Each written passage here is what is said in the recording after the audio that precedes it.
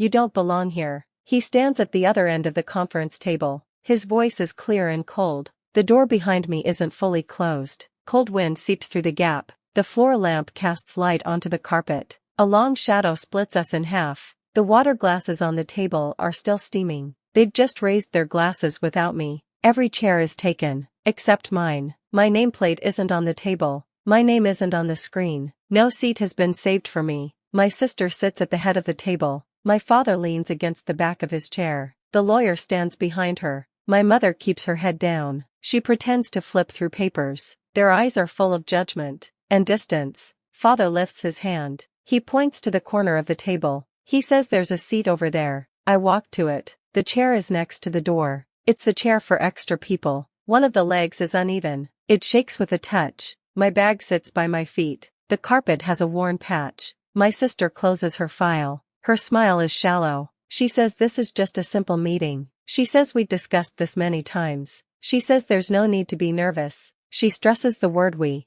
but I am not part of that we. I rest my hands on my lap. My fingertips are cold. Her nails are painted dark red. Her suit is perfectly pressed. The lawyer opens the file. He reads my name with a flat voice. He says your share transfer is ready. Father taps the table with his finger. The sound is rhythmic. He says sign it. He says it's over after that. He says you should be sensible. He says this is everyone's decision. Mother looks up. Her eyes flicker. She whispers don't make trouble. Sister sighs. She says we won't treat you badly. I look at them. No one looks back. They talk about me, but no one talks to me. I open my mouth. I say nothing. The air smells like wood. This is Father's favorite conference room. 10 years ago I was called here for the first time. I sat in the corner then too. I was 20 and naive. I still believed I was part of the family. Now I'm just a name they have to deal with. I look down. My toe presses into the carpet's frayed edge. A loose thread sticks up. I press it down gently. It pops back up. My sister pushes the file toward me. Her fingertips are firm. The corner of the file presses into my hand.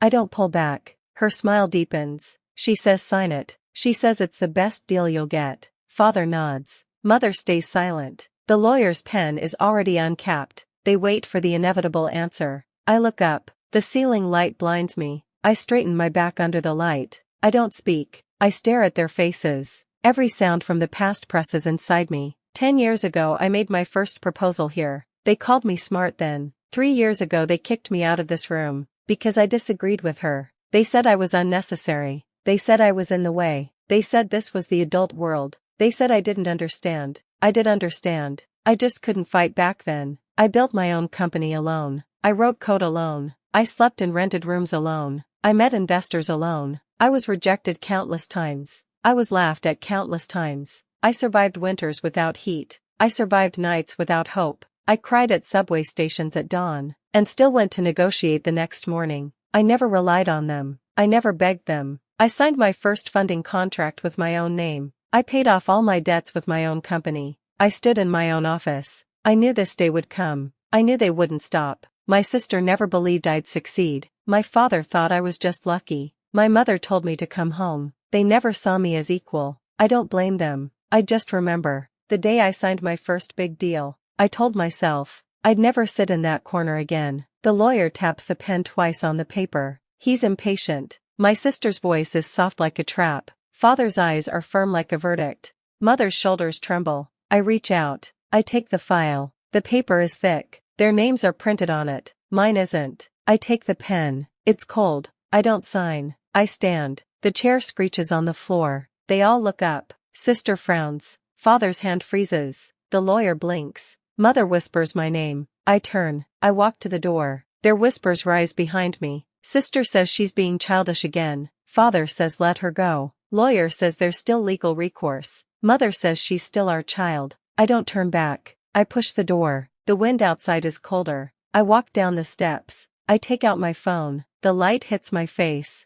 I open the control system. I freeze Father's cards. I lock Sister's cars. I shut down their asset channels. They don't know. The real power is in my hands. They keep talking in the room. They still think I'm the one being pushed out. I lean on my car. The night presses low. I remember 3 years ago. My sister stood in the same suit. She said this is the family's decision. I said nothing then. I say nothing now, but it's not the same. This time I have power. I'm not here to beg. I'm here to decide. I return home. My assistant has sent over the trust accounts. Every number is under my control. I don't need to shout. I just need to move pieces. I sit in my office all night. The neon lights flicker outside. The coffee on the table goes cold. I remember every night I survived alone. Every second they didn't care. Morning comes. Father's car is locked in the garage. Sister can't log into the company accounts. The lawyer's emergency calls flood my office. I don't pick up. They panic. Their voices drop.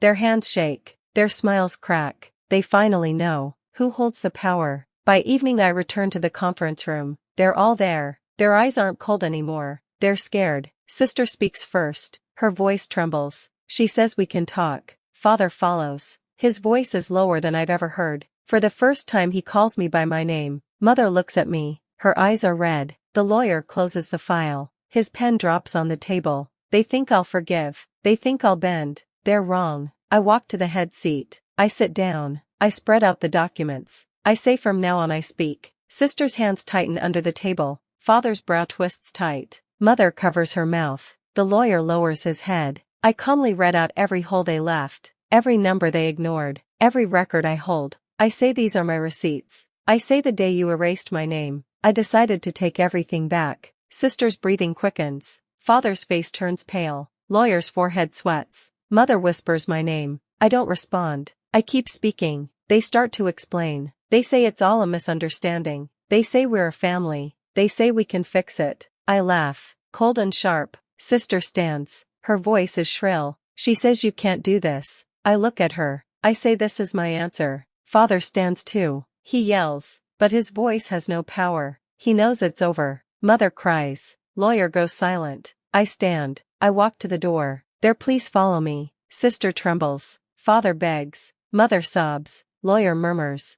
I don't look back. I step onto the frayed carpet. The thread is still loose. I press it down. It doesn't spring up. Wind flows through the hall. It isn't cold anymore. I don't belong to that corner. I don't need their permission. I've won.